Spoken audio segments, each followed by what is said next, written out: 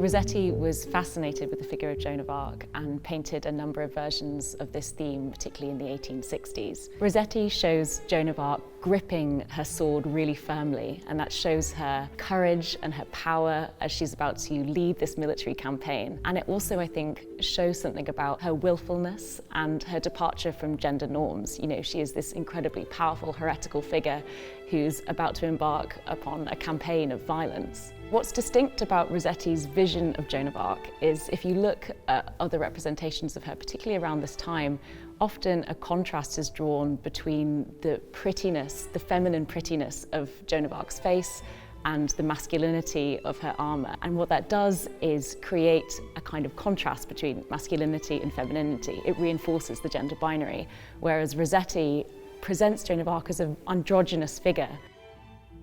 The Victorian angel in the house was the Victorian ideal of femininity, and the term came from a poem by Coventry Patmore.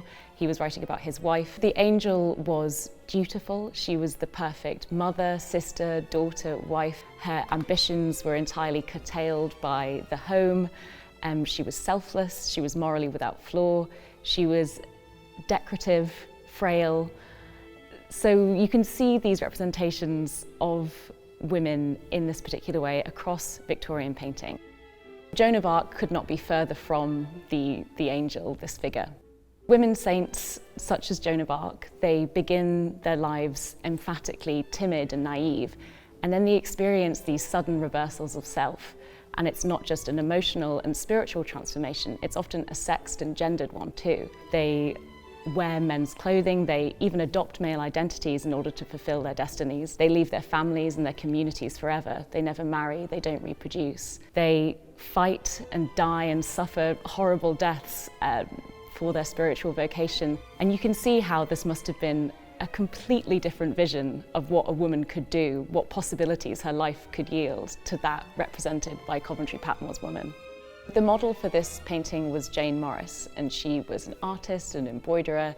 She was also a lover of Rossetti, the wife of the arts and crafts artist William Morris. As well as being an artist, she was an incredibly successful model, I would say, for all of the pre-Raphaelite artists. So her face has become, I think, incredibly synonymous with pre-Raphaelite art. This was the final painting that Rossetti completed, and it was discovered a few days after his death at his bungalow in Birchington-on-Sea. I think the subject of the painting itself, you can see Rossetti perhaps even thinking through his mortality.